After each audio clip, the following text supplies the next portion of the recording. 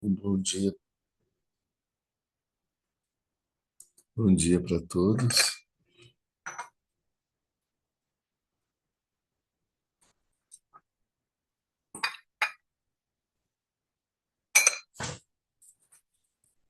A gente está fazendo nosso estudo do Tantra Shastra, que é o comentário sobre os ensinamentos, o comentário de Asanga sobre os ensinamentos que ele recebeu do Buda Maitreya sobre o, a Prajnaparamita, especialmente o aspecto que fala da presença da mente de Buda que está presente em todos os seres. Esse tratado é dividido em 7 partes, nós estamos vendo a quarta parte, estamos terminando a quarta parte hoje, inclusive. Hum, Só para a gente poder contextualizar. Bom, hoje a gente está numa situação um pouco excepcional, porque o centro o KPG está em reformas, né? A gente entrou, começou a fazer uma reforma, tinha algumas questões estruturais que precisavam ser arrumadas nas paredes, algumas infiltrações. Então começou a se fazer essa reforma e agora a gente está na fase de pintura, que começou no dia de ontem. Então, como já ia ser feita a pintura ontem, inclusive a pintura do próprio templo, a gente considerou que mesmo que ela ficasse pronta, ia estar ainda com muito cheiro de tinta, não seria muito adequado a gente fazer atividade presencial nesse momento. Então, a gente preferiu suspender a atividade presencial do dia de hoje, então a gente está fazendo online. Tanto eu como o Lama Sonan também vai fazer online daqui a pouco. Essa atividade de repaginação do nosso. Na verdade, não é uma repaginação, porque a gente vai ficar com o mesmo modelo, né? Do nosso centro, ele vem no contexto da vinda de Wanchen Rinpoche, que estava programada para vir para o finalzinho de fevereiro, onde ele nos daria, né, as iniciações de Tirenzi, Tara, Dorje Cento, a Mahakala e a iniciação em um ciclo de retiro de Niuné, que é uma prática de jejum com uma prática de Tirenzi de 1000 braços. Acontece que ele não vai poder vir agora, né? Já estou aproveitando para a gente já falar isso. Nós tivemos a notícia bem recente de que ele não vai poder vir agora em fevereiro, porque Carlos Rinpoche solicitou que ele fizesse um outro trabalho, né? Então ele pediu mil desculpas para a Sangha e disse que vai remarcar e que vai nos avisar uma nova data em que ele vai poder estar presente. Então, toda a movimentação em torno da vinda do Yuan Rinpoche, ela continua. Nossa organização, nós temos que continuar fazendo o trabalho que a gente está fazendo, a gente só não tem agora a confirmação da data, que vai ser depois de fevereiro. Então, é isso que nós vamos aguardar a nova data que o Yuan Rinpoche vai nos passar. Enquanto isso, a gente vai continuar fazendo os trabalhos que a gente tem que fazer para preparar a visita dele. Então, dito isso, vamos continuar o nosso trabalho, porque nós não tivemos o karma favorável de receber o nosso Rinpoche, o nosso mestre,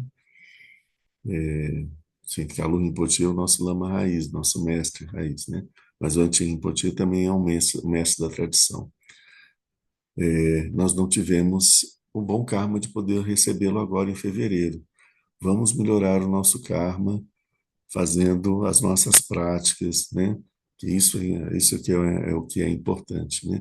E preparando as condições para que os mestres possam vir aqui, nos dar as iniciações que nós necessitamos. Que o objetivo das iniciações é de nos ajudar a fazer as práticas, né? São as práticas, tanto as práticas comuns do centro, como práticas específicas privadas de cada um.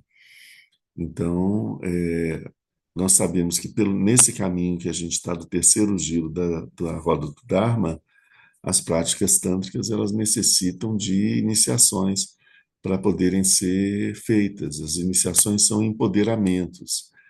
É uma é uma há uma energia, substância, algo que você recebe durante a iniciação que te permite ter as condições de realizar a contento a prática que está se propondo. Todas as práticas, elas têm quase todas, né? Mas assim, principalmente as práticas habituais que a gente faz, todas elas são suficientes para que a gente possa atingir o despertar. A gente pode atingir o despertar fazendo a prática de Chirenzi, prática de Tara. A gente pode atingir o despertar fazendo a prática das preliminares comuns, né? Então, todas essas práticas elas são possíveis de nos levar ao despertar. O que é necessário é que a gente se dedique a elas com afinco, meditando e fazendo e com a compreensão.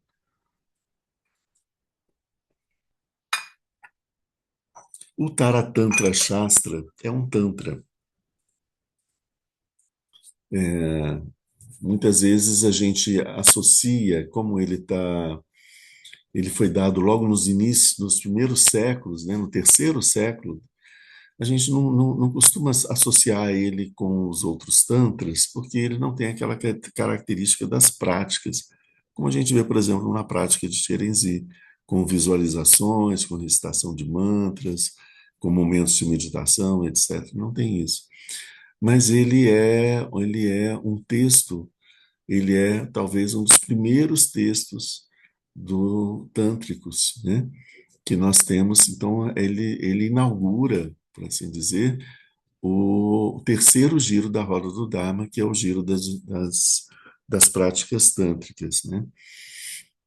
As práticas de meditação, especificamente, onde se busca os, eh, os diversos, todas as coisas são utilizadas como auxiliares para que a gente possa fazer a nossa prática e alcançar o resultado, que é o despertar.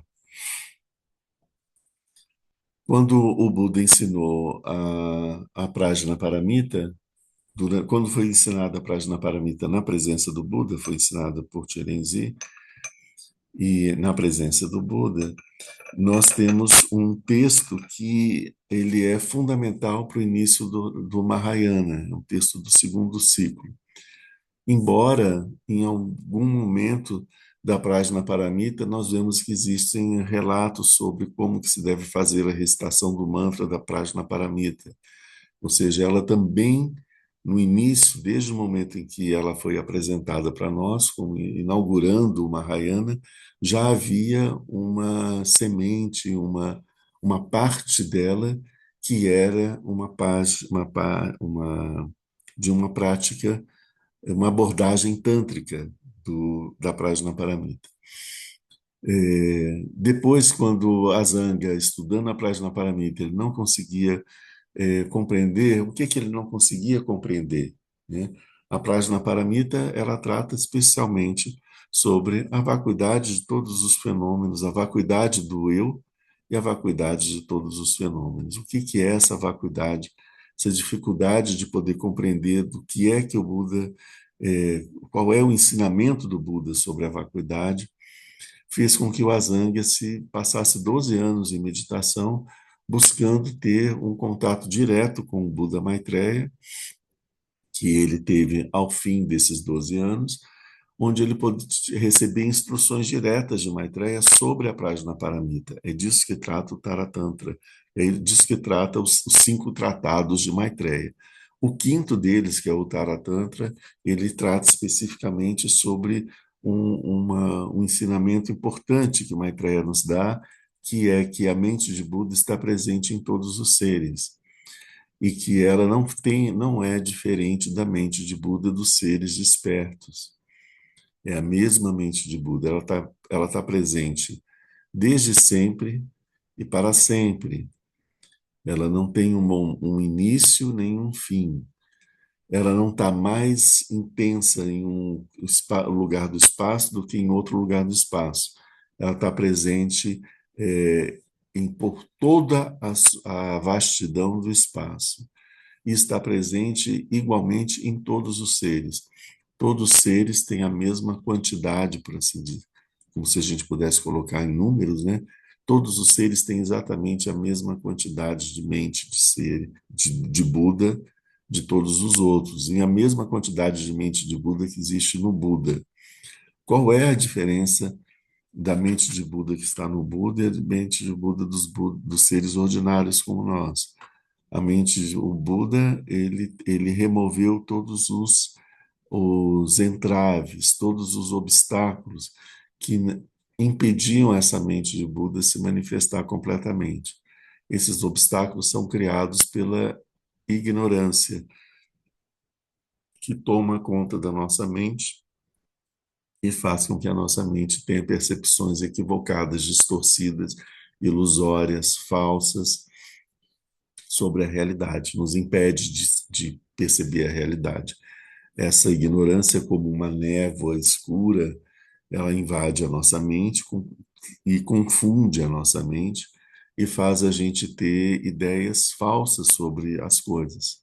Uma das ideias falsas mais fundamentais é a atribuir a um aspecto da nossa mente a nossa identidade, atribuir ao eu, que é um aspecto da nossa mente, atribuir a ele como se ele fosse a nossa identidade. A gente não consegue reconhecer a mente de Buda em nós como sendo a nossa identidade, e nós achamos que nós somos o eu, que é um aspecto limitado, menor, pequeno do funcionamento da nossa mente habitual.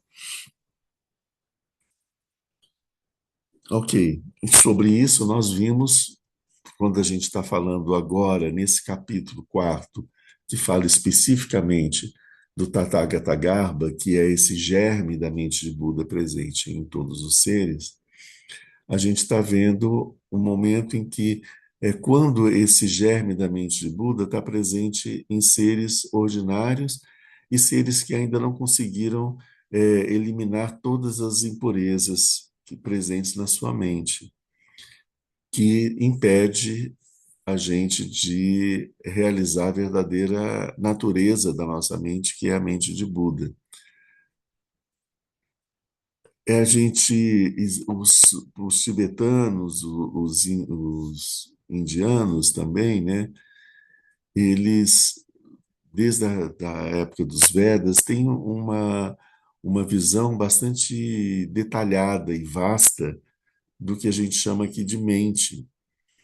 A gente chama de mente diversas coisas diferentes. Para eles, para cada uma dessas coisas existe um nome. Então, a gente vai ter vários aspectos que vão ser, que a gente vai traduzir por mente. A gente pode traduzir prajna por mente, yesh, sherab, todas essas, nanche, Tita, todas esses termos, eles, e tem vários outros ainda, eles se referem a aspectos específicos da mente.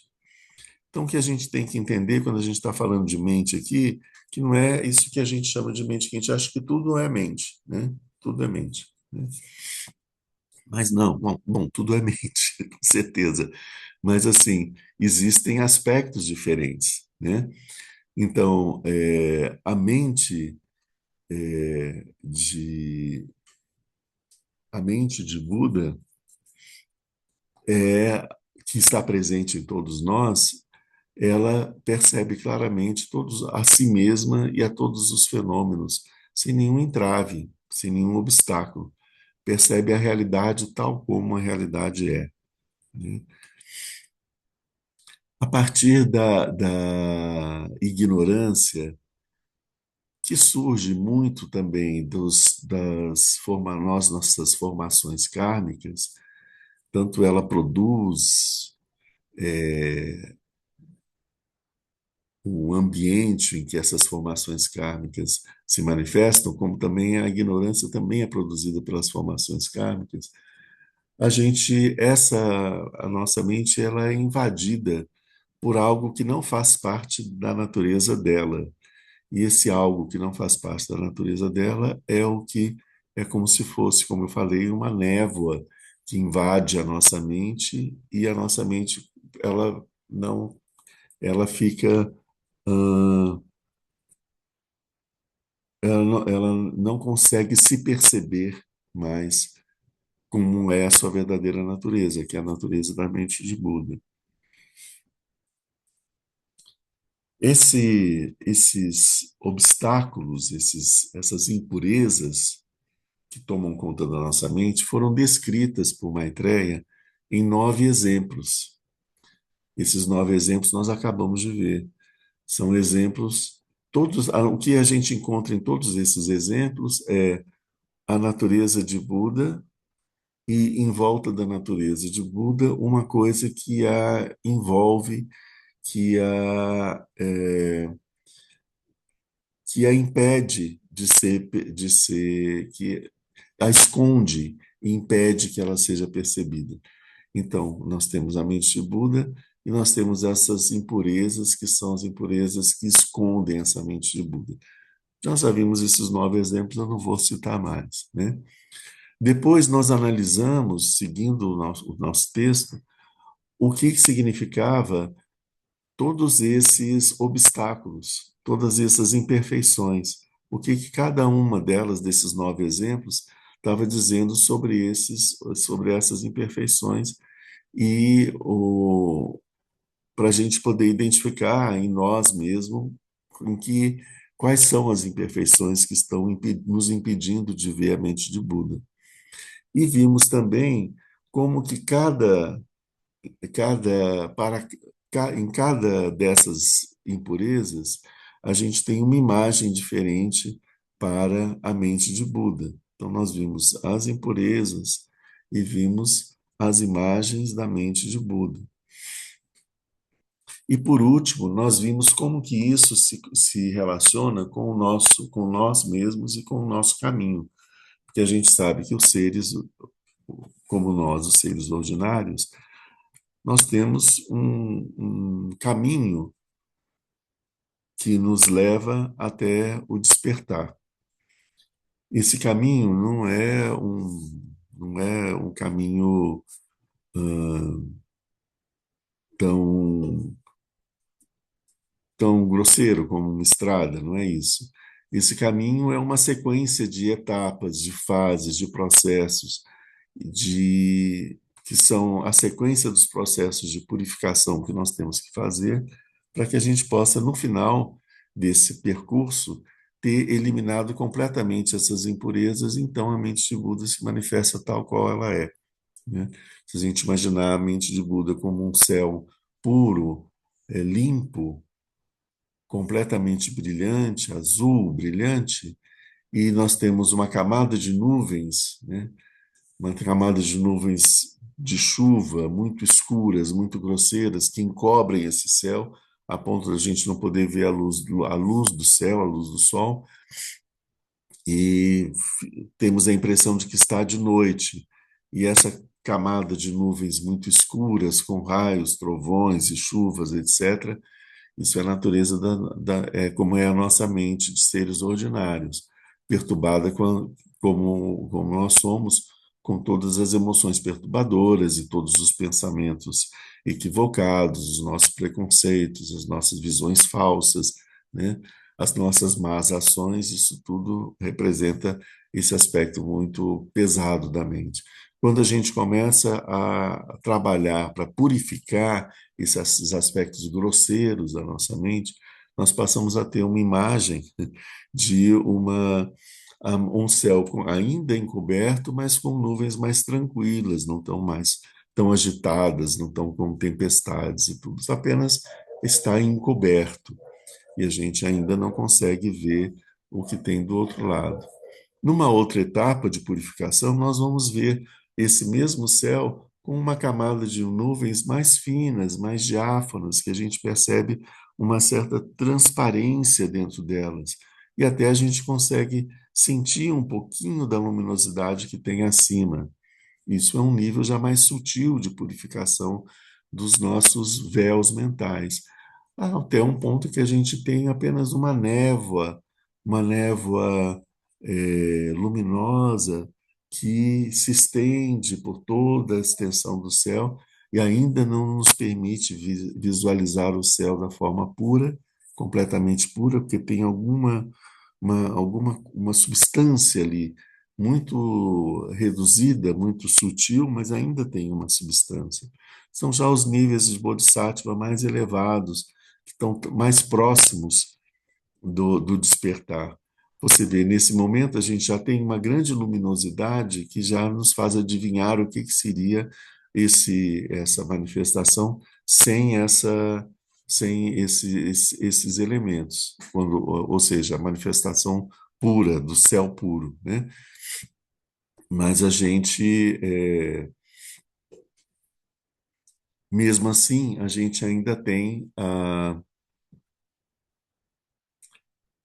a gente já consegue imaginar o que seria, né, essa natureza, mas a gente ainda tem esse obstáculo. E finalmente, quando a gente afasta completamente até essa pequena névoa mais sutil, a gente tem o céu se manifestando plenamente como ele é. Isso é mais uma imagem, a partir da imagem do céu coberto de nuvens, que é uma das imagens que a gente tem sobre a mente de Buda também, uma forma da gente poder descrever isso tudo. Então, ao longo do caminho, como nós, como seres ordinários, nós temos obstáculos muito mais grosseiros, né? Impurezas muito mais grosseiras. À medida que a gente começa a fazer a nossa prática, buscando adquirir méritos e adquirir sabedoria, né? No caminho da acumulação, à medida do momento que a gente começa a fazer isso, essas impurezas elas vão se tornando mais sutis, mas ainda são impurezas. Chega a um ponto onde a gente, já no caminho da visão, caminho dos bodhisattvas, no caminho da visão, chega um momento em que abre um buraco numa dessas nuvens e conseguimos enxergar o céu brilhando do outro lado. É a nossa primeira percepção da vacuidade, né? E isso não é uma coisa que a gente consiga manter, porque a gente não tem estabilidade, então logo as nuvens encobrem essa, esse buraquinho que apareceu, né? Mas isso vem do funcionamento habitual da nossa mente ordinária, né? Que faz com que no momento que a gente tem esse vislumbre, essa percepção, a primeira percepção da vacuidade, nós estamos tão acostumados a reagir aos nossos processos mentais e etc., de uma forma bastante condicionada, que assim que a gente tem essa percepção, desencadeia na mesma hora um desses processos mentais que a gente está habituado a fazer desde muito tempo, e a nossa mente funcionando, ela já cria mais impurezas que é, es- escure- escurecem essa abertura. Então, a gente passa mais um tempo até que a gente consiga, de novo, pacificar a nossa mente, diminuir os nossos processos mentais e, a partir da prática de busca da nossa verdadeira natureza mesmo, de calma mental e de pesquisa dessa nossa verdadeira natureza, essa a visão penetrante, de novo aparece um momento onde a gente tem outro vislumbre da vacuidade. E à medida que a gente vai seguindo no caminho, esses vislumbres eles vão se tornando mais estáveis, mas eles não conseguem ficar todo o tempo, né? Então, a gente segue por um caminho que vai ser um caminho onde a gente vai estar buscando uma maior estabilidade a cada vez da nossa percepção das coisas como as coisas são. Até que chega um momento que a gente consegue remover todos os obstáculos e a nossa percepção da vacuidade se torna absolutamente estabelecida. E isso acontece quando nós despertamos a mente de Buda, ou seja, a mente de Buda sempre esteve lá. O que impede são, nós estamos removendo aquilo que nos impede de percebê-lo. Eu fiz aqui agora, então, um resumo de tudo o que a gente viu até agora nesse capítulo 4, nessa quarta parte do texto. Agora, no finalzinho, nas últimas linhas desse capítulo, a gente tem na seção 10, a gente tinha visto a seção 9 dos exemplos, na seção 10, a gente tem alguns comentários do Asanga também, sobre tudo que foi visto. É isso que a gente vai estar vendo agora. Então, o primeiro texto, né, em sânscrito, que é a estrofe 153, ele diz o seguinte: é apenas pela fé que se pode ter acesso à verdade última, da talidade dos Budas, da talidade da natureza, da, da natureza verdadeira dos Budas, né? Tal como ela é. Com efeito, aquele que não possui olhos não vê a luz brilhante do disco solar. No texto em tibetano, a gente tem. Isso é escrito de uma forma um pouquinho diferente. Ele diz o seguinte: o sentido último da aparição espontânea dos Budas é realizado pela fé. O disco do Sol e sua luz brilhante não podem ser vistos por aqueles que não possuem olhos. Então, nós temos aqui, exatamente o mesmo texto, mas escrito de, um, de uma forma um pouquinho diferente, que nos traz muitas percepções sobre isso. Primeiro, aqui, pela primeira vez nesse momento, né, a gente vê que ele coloca a fé, que é só a fé, com a fé nós podemos ter acesso à verdade última. Isso é um pouco surpreendente para a gente. A gente sabe que no budismo se cultiva também a fé, mas muito mais a gente tem a prática espiritual e a realização pessoal como elementos desse caminho, né? Como práticas que a gente deve ter. Não se estimula muito uma fé sobre algo que você não tem nenhum conhecimento, né? O Buda também, muitas vezes, ele dizia: não acreditem numa coisa só porque eu estou dizendo isso, você tem que realizar isso em você mesmo, né? Aqui vem essa frase que é um pouco estranha no primeiro momento. E aí ele vai explicar isso com algo meio enigmático, né? Claro que faz um sentido o que está escrito, mas o que ele está querendo dizer com isso, né? Ele fala: com efeito, aquele que não possui olhos não vê a luz brilhante do disco solar. Ok, né? Só pode ser visto por aqueles que possuem, não pode ser visto por quem não possui olhos. Então, é por isso que ele está falando da fé, né? Porque nós não possuímos olhos. Como nós não possuímos olhos para ver a luz brilhante do disco solar, nós temos que apelar para a fé e acreditar que esse disco solar luminoso está lá e que ele é luminoso, até que a gente consiga enxergá-lo, né? Então, essa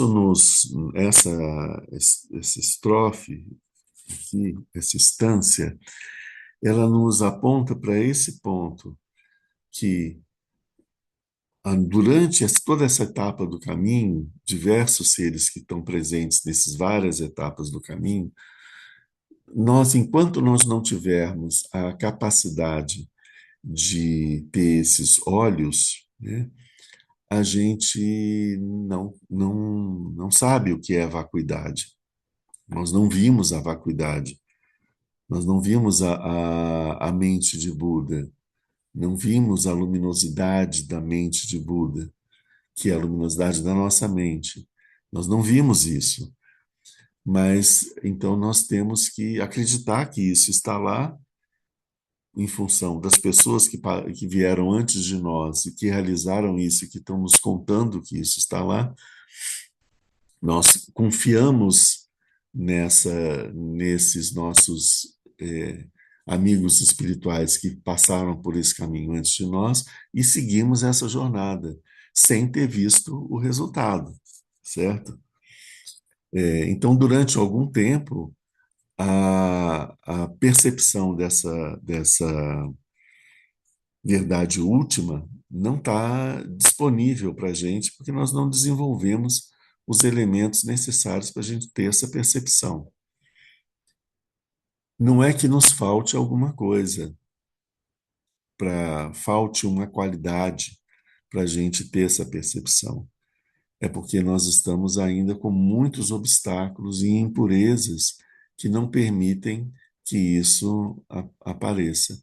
Esse não ter olhos é uma imagem muito forte, mas assim importante para esse momento. Mas esse não ter olhos é muito mais o fato de a gente ter os nossos olhos vendados, como os nossos olhos estão vendados, é o mesmo que não ter os olhos. A gente não tem a capacidade visual. Ela não é possível, né? Então, por quê? Porque os nossos olhos estão vendados, da mesma forma como se nós não, é como se nós não tivéssemos olhos, né?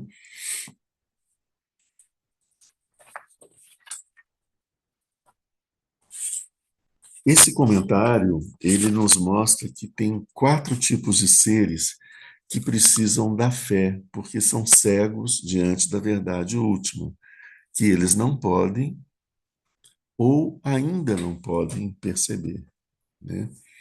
Quem são esses seres? Esses quatro tipos de seres?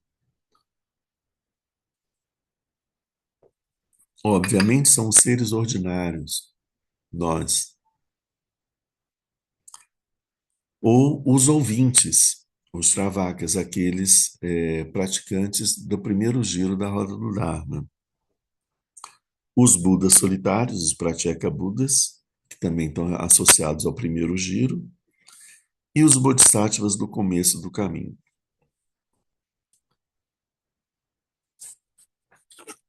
A gente tem,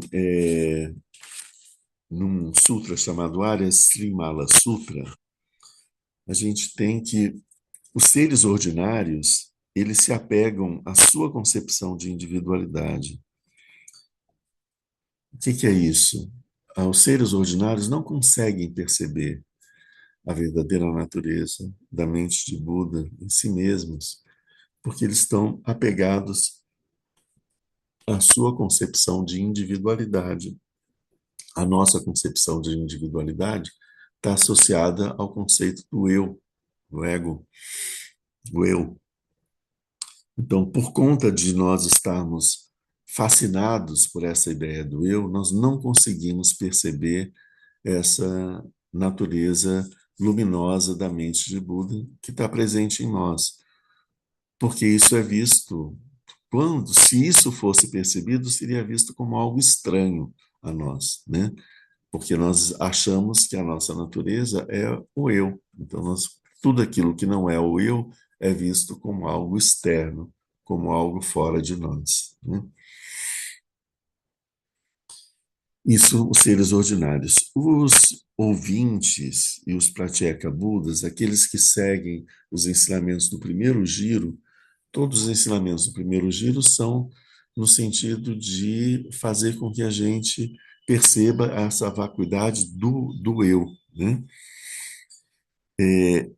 Os ouvintes e os pratyeka budas, eles dedicam seu tempo, a sua prática meditativa, sobre o caráter ilusório do mundo e sobre o sofrimento. Então, todo o esforço é no sentido de perceber o quanto que essa concepção sólida, estabelecida, rígida que nós temos do mundo, ela é impermanente, ela é fugaz e ela é ilusória. Ela é como uma aparição mágica, é como uma miragem. Ela não se sustenta por si mesma. Ela é fruto da reunião de causas e condições. Quando essas condições mudam ou quando as causas mudam, esse fenômeno desaparece, deixa de ser da forma como nós percebemos, passa a ser uma outra coisa. Então, essa mutabilidade, né, dos fenômenos e dessa realidade percebida por nós, ela os, os Shravakas e os Pratyeka Budas, eles investem sua energia, seu tempo de prática no sentido de terem, buscarem a compreensão sobre esse caráter ilusório do mundo e sobre o sofrimento, porque porque o primeiro giro ele inicia com as quatro nobres verdades, são as verdades sobre o sofrimento. Mas se a gente pegar as quatro nobres verdades, elas estão muito mais do que focar o enfoque no sofrimento, né? A primeira nobre verdade fala da existência do sofrimento. A segunda nobre verdade fala sobre a causa desse sofrimento, que é fruto da ignorância. O sofrimento existe por causa das impurezas adventícias na nossa mente, que são as filhas da ignorância, os frutos da ignorância. Por causa da ignorância, existe o sofrimento. A terceira nobre verdade diz o sofrimento ele pode acabar, ele pode se extinguir. É a verdade da extinção. Enquanto as duas primeiras são chamadas as verdades do samsara, o sofrimento e as causas do sofrimento, aquilo que produz o samsara, a terceira nobre verdade, ela já fala sobre o nirvana, sobre a ausência do sofrimento. Existe a ausência do sofrimento. O sofrimento não é eterno, ele tem um fim. Existe um fim do sofrimento. É isso que eu estou dizendo aqui, quando eles fazem a sua meditação muito sobre o sofrimento, existe também um ensinamento do Buda que mostra que o sofrimento tem um fim, assim que o fim o sofrimento se extingue quando se extingue a ignorância. Quando acaba a ignorância, não existe mais o sofrimento, né? E, por fim, o caminho que leva ao fim do sofrimento. Como que a gente pode chegar ao fim do sofrimento? É um caminho de purificação da mente, das nossas impurezas. Aqui, o caminho óctuplo, né, que você fala do reto pensamento, da reta ação, o reto meio de vida, a reta concentração, todos essas oito etapas, esses raios da roda desse caminho que leva à extinção do sofrimento, veja bem, quando você fala o reto pensamento, significa aquele pensamento que está purificado de todas as impurezas que fazem com que o nosso pensamento seja um pensamento oscilante, é, confuso, perturbado, tomado por visões falsas, ou seja, todas essas impurezas da mente associadas ao pensamento, elas significam um pensamento que não é reto. Quando a gente busca o pensamento reto, essas impurezas que perturbam o nosso pensamento, elas são eliminadas. E aí você tem a, a retidão desse processo do pensamento, a retidão da fala. Quando a gente elimina todas as impurezas da nossa fala, a nossa fala passa a ser uma fala reta, correta. A nossa visão, quando nós eliminamos todas as nossas perturbações, nossas fantasias, desejos, expectativas, memórias, etc., tiramos isso da frente, a nossa visão passa a ser direta, verdadeira, reta. Então, o que ele fala sobre existe um caminho para eliminar o sofrimento é um caminho de purificação dessa ignorância, é o caminho de eliminação da ignorância, né? Ok? Mas quando você enfoca a partir do sofrimento, você pensa, sente, eu sofro, existe uma promessa de que esse sofrimento vai ter um fim. Eu vou seguir esse caminho para poder alcançar o fim do sofrimento. Quando termina o sofrimento, eu tenho um estado de não sofrimento, né? Isso não é o estado de Buda, porque esse estado de não sofrimento do nirvana, ele está tão atrelado ao sofrimento que ele é a, a negação de tudo aquilo que a gente vivia enquanto a gente estava no processo enquanto a gente estava experimentando. A gente está ainda focado sobre o sofrimento existindo ou não existindo. E a verdadeira natureza da mente de Buda, ela transcende esse sofrimento, né? Ela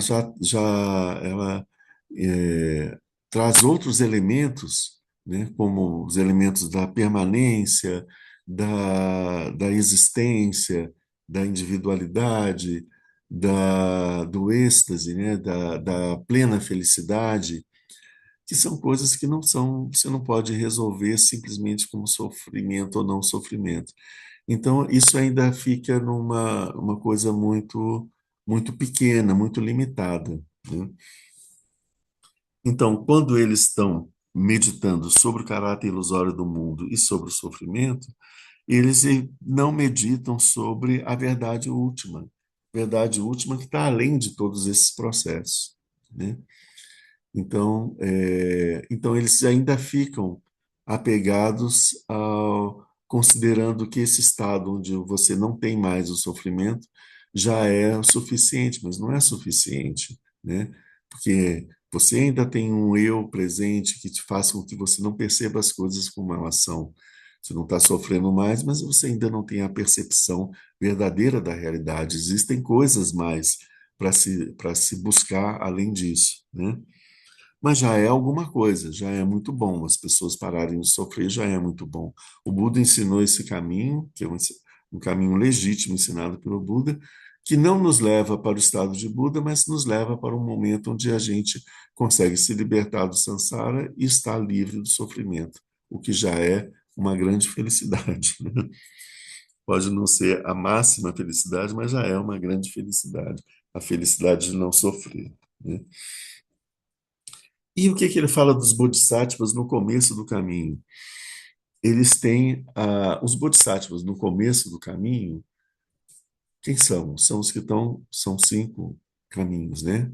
É o caminho da acumulação, o caminho da junção, o caminho da visão, o caminho da meditação e o caminho do não aprendizado, né? O caminho da acumulação, você está começando a fazer esse processo de purificação. Então você se esforça em adquirir, primeira coisa, parar de fazer o mal, parar de acumular karma negativo, né? Realizar todas as ações meritórias possíveis para a gente poder adquirir méritos, porque os méritos vão nos ajudar no processo na medida em que eles vão compensando a quantidade imensa de karma negativo que a gente tem acumulado, né? Para conseguir purificar todo esse karma negativo. Então, tem esse trabalho de acumulação de mérito. E o trabalho de acumulação de sabedoria. Ao mesmo tempo, a gente tem que meditar, buscar os processos de pacificação da mente, o processo de investigação da nossa verdadeira natureza, para que a gente possa, então, a partir da prágina, a gente buscar a percepção da realidade tal como ela é. Então, esse é o caminho a acumulação da sabedoria, né? Que vem a acumulação de mérito e a acumulação de sabedoria. Então, nesse estágio inicial, a gente ainda não tem a visão verdadeira da natureza das coisas. mas a gente chega até um ponto onde a gente consegue purificar de forma bastante as nossas impurezas mais grosseiras, mas ainda existem impurezas para serem purificadas, um pouco mais sutis, mas que se a gente deixar elas como elas estão, elas vão acabar produzindo as impurezas mais grosseiras a partir de si mesmas, né? Nós ainda temos impurezas mais sutis. Então a gente tem o caminho da junção, porque a gente vai continuar fazendo a acumulação do mérito de sabedoria, né? Mas a gente está buscando chegar naquela visão da, da, da realidade como ela é, a visão da vacuidade. Quando nós chegamos no caminho, quando nós tivemos a primeira visão da vacuidade, estamos no caminho da visão, todo o nosso esforço ainda é no sentido de eliminar as impurezas da mente que toda hora obscurecem essa visão. E ela não se torna, não fica estável, porque a nossa mente continua produzindo processos sutis e que nos impedem de ter a visão mais clara. Então, todos esses bodhisattvas, até esses do caminho da visão, eles também não têm essa percepção da verdadeira natureza de Buda. Talvez aqueles que, os do caminho da visão, a gente deixa de fora, assim, os dois primeiros caminhos, tudo bem. Os que têm o caminho da visão já tiveram essa experiência, viram a mente como ela é, né? Perceberam a verdadeira natureza da mente, num vislumbre disso, tiveram essa visão, primeira visão. Então eles vão poder dizer: eu sei que isso é verdade, não é só porque me contaram, eu vi, né? Então você tem uma realização, né? Antes disso, você tem uma promessa, né? Que até então você ainda precisa da fé para você poder seguir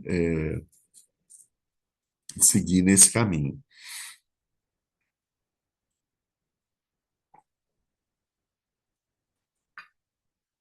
Se a gente vai, a gente de repente alguém chega para você e fala: descobri uma cachoeira maravilhosa, incrível, a água é cristalina, o poço tem poços azuis, verdes, coloridos, assim, por causa das pedras e de tudo. É um lugar maravilhoso, a cachoeira mais legal que eu já vi, e ela é insuperável. Isso alguém viu, está contando para mim, né? Eu não vi. Mas eu penso, essa pessoa não costuma mentir. Ele é alguém que está sempre interessado em buscar cachoeiras e tudo, não sei o que, pá, pá. Então ele é alguém que é da área, né? É do caminho, conhece muitas. Então essa informação dele é significativa. Eu vou confiar nele. Aí eu pergunto para ele qual é o caminho para poder chegar nessa cachoeira. E ele vai falar assim: olha, você vai ter que fazer isso, isso, isso. Vai virar aqui à direita, vai virar ali à esquerda e tal, vai andar tanto tempo, e tal. Aí você vai, aí até que você chega nesse lugar, aí você vai ver a cachoeira. Tá. Então a gente vai seguindo esse caminho com fé, né? Porque alguém contou para a gente, mas eu não conheço essa cachoeira, não vi, mas eu sei que ele disse que se eu seguir esse caminho, eu vou chegar lá. Então eu estou fazendo esse caminho com fé, né? Chega um momento na estrada que eu estou fazendo, em que lá de cima eu consigo ver a cachoeira ali, não cheguei nela ainda, mas eu consigo ver ela à distância. Então, essa primeira visão da cachoeira é equivalente ao caminho da visão. A partir daí, só a partir desse momento, a cachoeira passa a ser algo que eu sei que existe porque eu vi, e não porque me contaram. E aí, então, já que eu vi a cachoeira, eu quero rapidamente seguir o caminho que falta para poder chegar até ela, né? Isso é uma, uma imagem desse caminho que a gente tem do caminho dos bodhisattvas.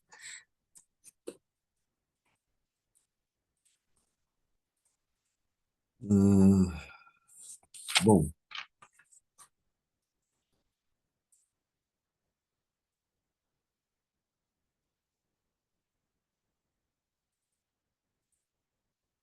só um momento aqui. Espera aí que eu estou com outro texto.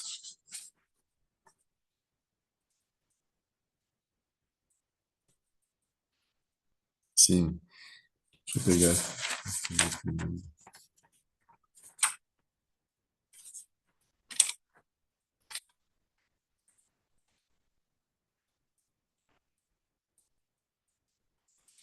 Tá.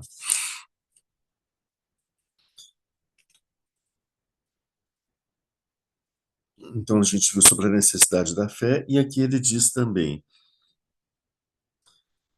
aqui não tem nada para ser removido, nem nada que para ser acrescentado. A realidade deve ser contemplada tal como ela é. Aquele que contempla a realidade se torna completamente livre.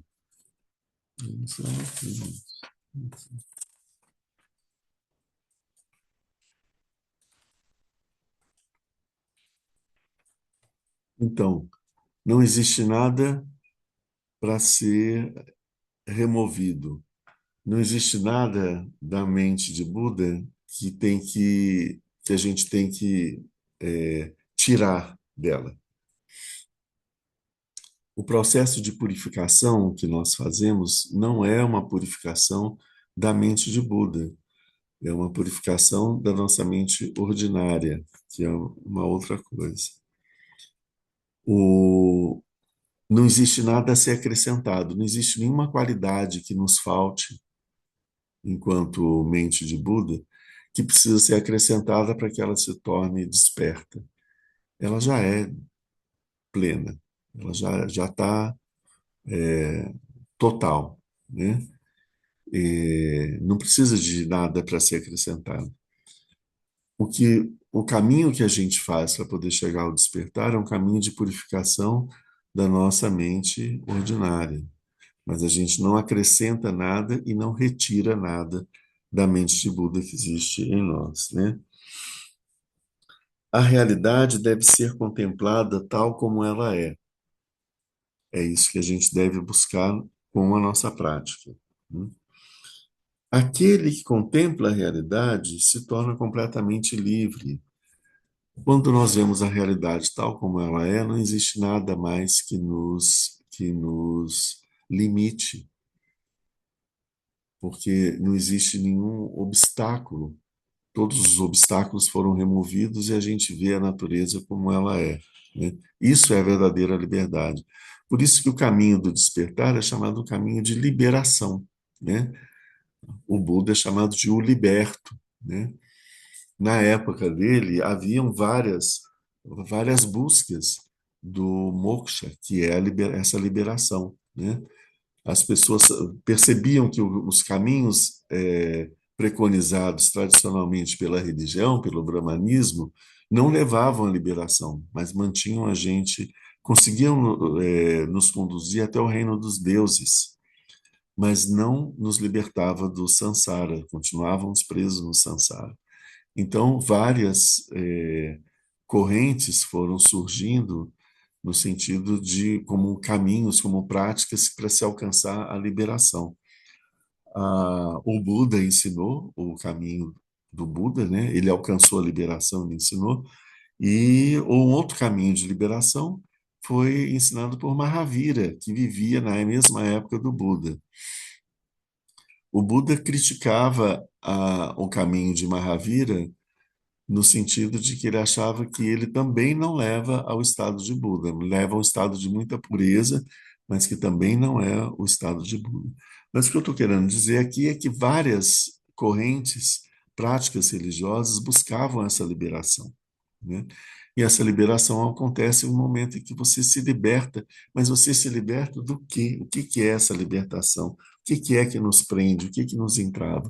O que nos segura, entrava, prende, amarra, são as impurezas da mente. Essas impurezas que a gente vai, com a prática da meditação, é a prática de acumulação de mérito, a gente vai conseguindo sutilizar essas impurezas até que a gente consiga removê-las completamente. Quando a gente remove elas completamente, não existe mais nenhuma impureza. Existe só a natureza como ela é, a mente de Buda, o estado de Buda, e as coisas como elas são, né? Então, só para, como ele diz aqui, é um caminho da liberação. Aquele que contempla está completamente livre, né?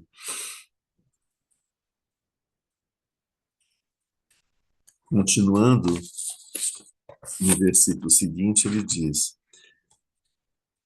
essa essência da budeidade é vazia das impurezas passageiras, das características. é, Essas impurezas, elas são completamente separadas da natureza de Buda. Essa essência, no entanto, não é vazia de qualidades insuperáveis, que das quais elas não são separadas. O que ele está dizendo aqui? Ó? Essa essência da budeidade é vazia das impurezas passageiras, cujas características são completamente separadas da mente de Buda. As impurezas passageiras, as nossas emoções, nossas ideias falsas, o karma, todos esses processos mentais, eles são não têm absolutamente nada a ver com a mente de Buda que existe em nós. Elas são completamente coisas completamente diferentes. É isso que aqui esses 9 exemplos mostram. Se você tem uma imagem de Buda envolta em panos sujos, os panos sujos não fazem parte da imagem de Buda. Você retirando os panos sujos, a imagem da mente, a imagem do Buda continua a mesma, ela não mudou nada, né? Se você tem uma peça de ouro, uma barra de ouro puro, está mergulhada num lugar muito sujo, você tira ela desse lugar, lava ela, ela continua pura como ela sempre foi. A sujeira foi embora, a sujeira não faz parte da barra de ouro, né? É isso que esses 9 exemplos estavam sempre falando para a gente, né? Até o último exemplo, se você faz um molde de uma estátua de ouro, quando a estátua já está fria e está pronta para ser revelada, você quebra esse molde, o molde limpa, tira toda a terra, né, do molde, a estátua está ali pura, né? Ela sempre foi ouro ali, né? Ela só ganhou um formato. Então, isso é adventício, é o que ele está dizendo aqui. Essa essência da budeidade, esse ouro da budeidade, é vazio das impurezas passageiras, ou seja, ele não tem nada dessas impurezas passageiras. E essas impurezas passageiras e as suas características são completamente separadas da mente de Buda. Essa essência, no entanto, não é vazia de qualidades insuperáveis, ou seja, ela possui qualidades insuperáveis, cujas características não estão separadas dela. Então, as qualidades insuperáveis da mente de Buda, elas fazem parte da mente de Buda, elas estão na mente de Buda. E a mente de Buda não está separada dessas qualidades. Que qualidades são essas? São as qualidades da compaixão, do amor, da persistência, da dedicação, ali, da, da, da sabedoria, da proteção dos seres, da compaixão. São essas as qualidades de uma mente desperta. A gente vai ver as qualidades da mente desperta nos próximos capítulos, né? Então, depois que a Sangha fala sobre isso, ele vai seguir para uma outra sessão onde ele vai falar sobre qual é o objetivo desse ensinamento.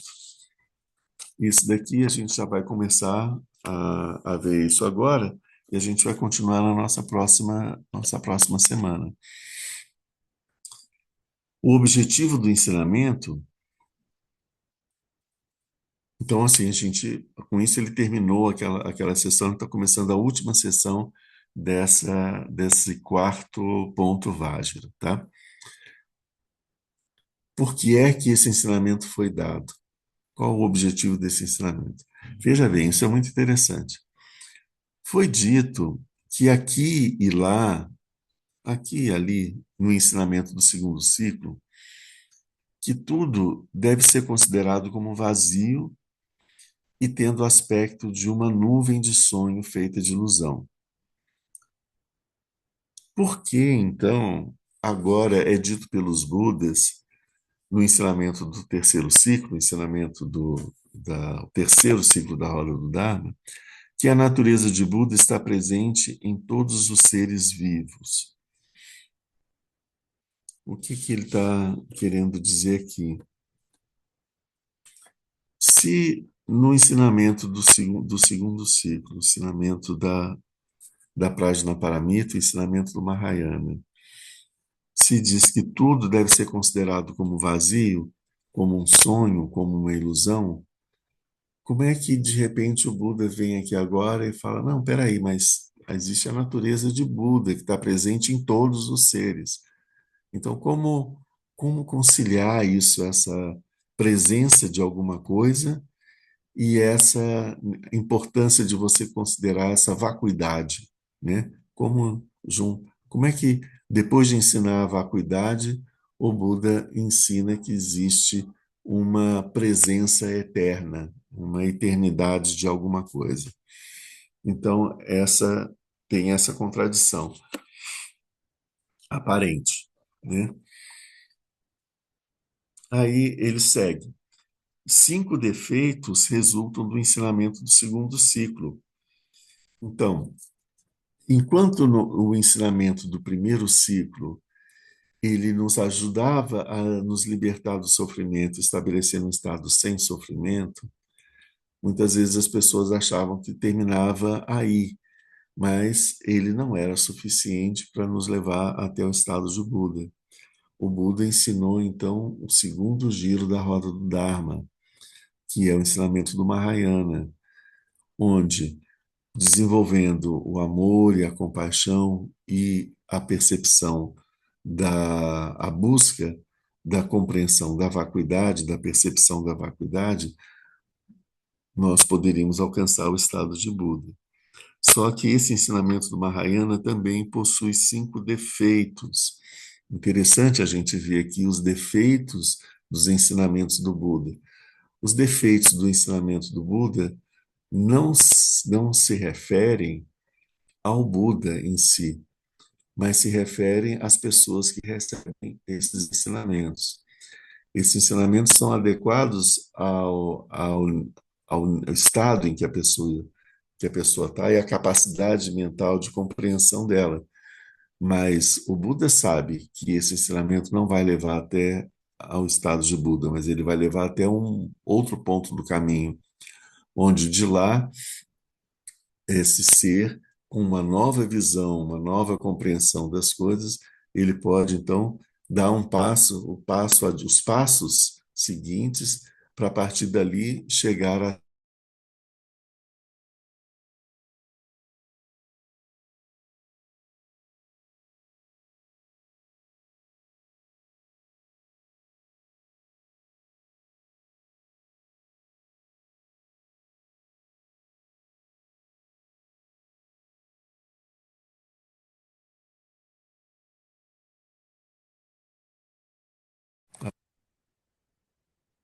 Voltei. Eu acho que saí, não sei o que aconteceu.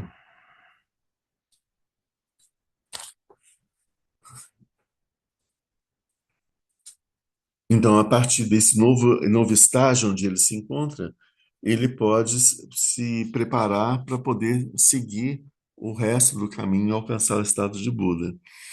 É assim que a gente deve entender esses defeitos, né? O Mahayana, ele também possui 5 defeitos, que são esses defeitos que eu diria aqui, não que ele não seja capaz de levar ao estado de Buda, mas é que são pequenas armadilhas que existem nesse caminho. Vamos ver o que que esses cinco defeitos. O primeiro que ele diz é o desencorajamento. O segundo, o desprezo pelos seres inferiores. Terceiro, o apego àquilo que não é real. O quarto, as palavras errôneas em relação às verdadeiras qualidades. E o quinto, o apego a um eu. O ensinamento do terceiro giro foi dado para que esses pequenos defeitos pudessem ser completamente eliminados. Então, o terceiro giro ele vem para poder corrigir as, alguns equívocos que podem surgir a partir do segundo giro, né? E a gente vê que o nosso texto ele é muito em cima disso, porque a partir do momento que a Zanga estudou e se dedicou ao estudo da Prajnaparamita, e ele não ele ficou empacado ali, ele não conseguia avançar, ele não conseguia compreender. Então, Maitreya vai ensinar para ele como compreender a Prajnaparamita. Então, ele vai justamente corrigir esses defeitos do ensinamento que não estavam permitindo que o Asanga pudesse ter essa percepção direta dessa realidade, né?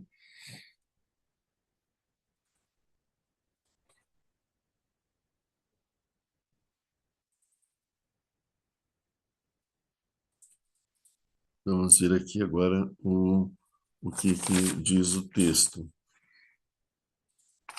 A gente viu primeiro estrofe, 156,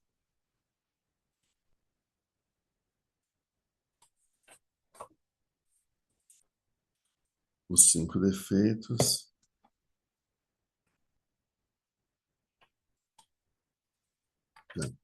No ensinamento do segundo ciclo, é dito que, na verdade última, que é composta sobre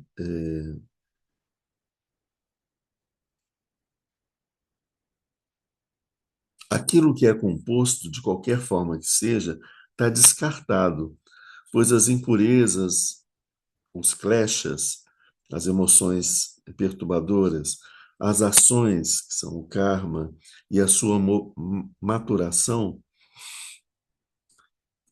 que são os agregados, são como nuvens, né, etc. Então, no ensinamento do segundo ciclo, a gente vê que todos esses elementos que são compostos, eles são considerados como adventícios, não são permanentes e não fazem parte da natureza de Buda. Então, eles devem ser eliminados, descartados, certo? E aí ele cita aqui as emoções perturbadoras, as ações que produzem o karma, a maturação do karma, que são como nuvens que obscurecem a verdadeira realidade, a verdadeira natureza das coisas.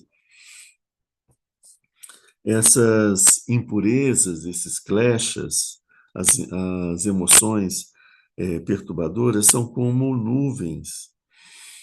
O ato que nós temos, a ação que nós vamos realizar é como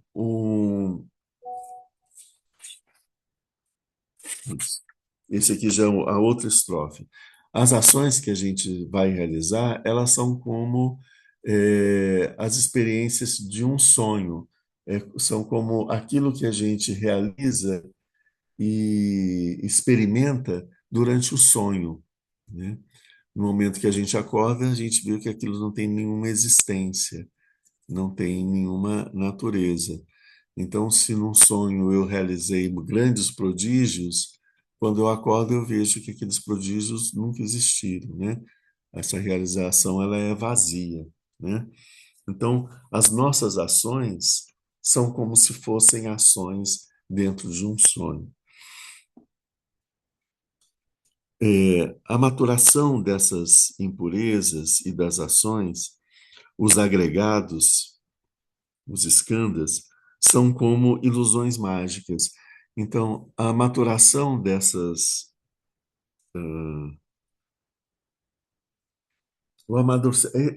essas emoções, aquilo que elas produzem, o efeito que elas produzem em nós, na nossa mente, aquilo que elas produzem fazendo a gente fazer, os efeitos das nossas ações, o karma que resulta das nossas ações. E a maturação do karma está pegando três elementos diferentes que estão presentes na nossa mente. A nossa mente, ela está aqui, ela está cheia de emoções perturbadoras que modificam, jogam a nossa mente de um lado para o outro, faz a gente experimentar um monte de coisas diferentes. A gente tem as nossas ações, que enquanto nós agimos, nós experimentamos o resultado dessas ações, e a nossa mente fica agitada pelo desencadear dessas ações. Antes mesmo delas produzirem um resultado fora de nós, elas produzem um resultado dentro da nossa mente, né? Ah, o, o, o tiro que você dá, que vai matar uma pessoa, ele é dado primeiro na sua mente, né? O primeiro buraco que aparece é dentro da sua mente. A primeira destruição que acontece dentro da sua mente, antes do seu dedo apertar o gatilho, né? E durante o apertar do gatilho, os processos já vai acontecendo, né? Então, as ações, enquanto elas são feitas e o resultado imediato delas, perturbam a nossa mente. As ações que nós já fizemos, o karma acumulado, eles amadurecem na nossa mente no momento em que as condições são propícias para esse amadurecimento, né? Então, quando a gente reúne as condições adequadas, esse karma ele amadurece e nós experimentamos o resultado daquelas ações kármicas. Então, todas essas ações, elas então acontecem aqui na nossa mente. E ele diz: é a maturação das impurezas, das ações do karma. Os agregados, quais são esses agregados? Esses agregados são cinco agregados clássicos, né? A forma, que é basicamente o nosso corpo, as nossas sensações, as nossas percepções, as nossas consciências e as nossas formações kármicas. Todas essas coisas juntas fazem com que a gente se identifique como um eu, né? Tudo isso são também compostos, né? Então, todas esses elementos, como ele fala, como ele diz, são como ilusões mágicas, porque causam perturbações na nossa mente, mas eles não têm uma existência em si. Eles só existem temporariamente em função da reunião das causas e das condições. As condições são mutáveis, e quando elas mudam, as causas que estão presentes podem não conseguir mais se manifestar, né? As causas também se esgotam, e quando causas se esgotam, as condições que estão presentes não têm o poder de manifestar essa experiência. Então, precisaria de uma causa adequada. Então, as causas e as condições, elas são processos, estão sempre num processo de mudança. Quando elas se reúnem com uma determinada configuração, uma experiência, na nossa vida acontece. Quando elas deixam essa configuração, essa experiência, ela se dissipa, ela não acontece, ela não está mais presente.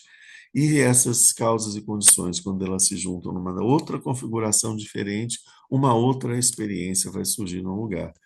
Então, é os fenômenos estão sempre em mutação. Isso é o ensinamento sobre da impermanência.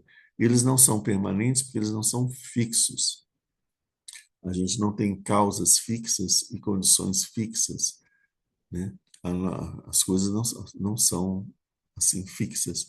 Por conta disso, as experiências elas são mutáveis, né? Elas são impermanentes.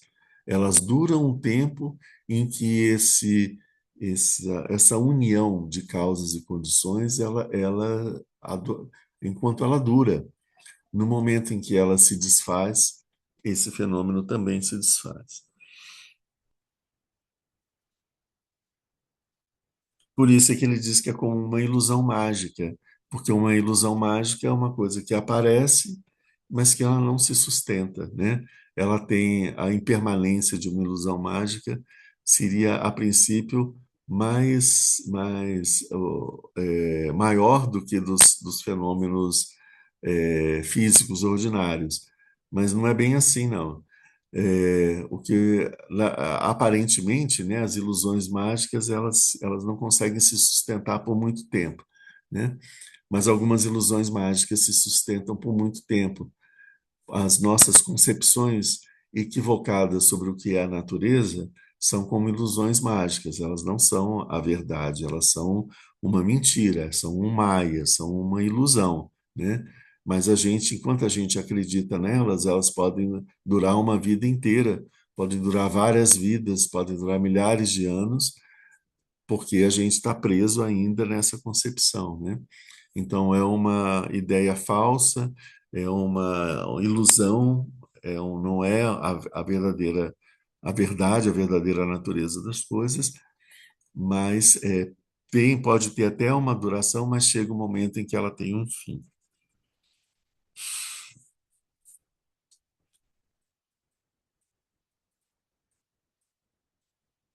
Hum. Bom, acho que agora a gente está já, a gente, os próximos pontos, a gente vai falar sobre esses 5 defeitos do Mahayana, e aí a gente encerra esse capítulo. A gente vai encerrar agora aqui. Não sei se alguém tem alguma pergunta para fazer, porque a gente tem 10h30, entra o Lama Sonam com a prática de hoje.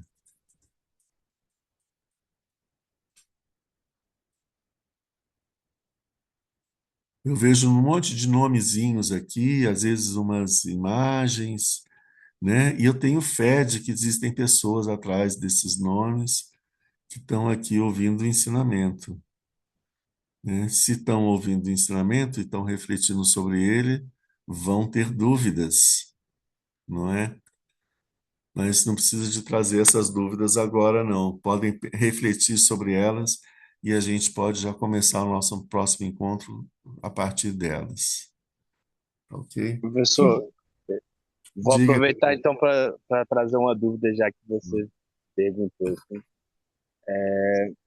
Só compartilhar, talvez, eu tenho mais, acompanhei mais na minha vida a tradição Hinayana, Theravada, né? E aí você trouxe o Nirvana como é uma felicidade, mas não é tão grande quanto a do estado de Buda, assim, né? E aí me chama a atenção que, pelo menos na minha leitura do Theravada, o Nirvana já é considerado a felicidade suprema, assim. Eu tinha a impressão que Uhum. o Buda e o Arahant têm o mesmo nível de felicidade, talvez, assim, sabe? Aham. Não, na nossa tradição, Gabriel, a gente o ensinamento não é assim, porque ele diz que sofrimento e felicidade são dualidades e que a verdadeira natureza das coisas transcende o sofrimento e a felicidade. Então, o estado de Buda, ele está além da felicidade do Nirvana, né? Ele está além da felicidade do Buda. Esse estado de Buda, ele é aquilo que a gente pensa como a transcendência do sofrimento e da felicidade, um estado que o- a, você do sofrimento, você chega na felicidade e chega um momento onde você percebe que sofrimento e felicidade são iguais, e tem um momento que você transcende, que você diz que não existe mais nem sofrimento, nem felicidade.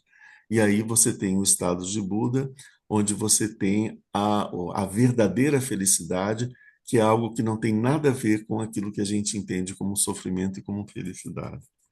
É esse o sentido.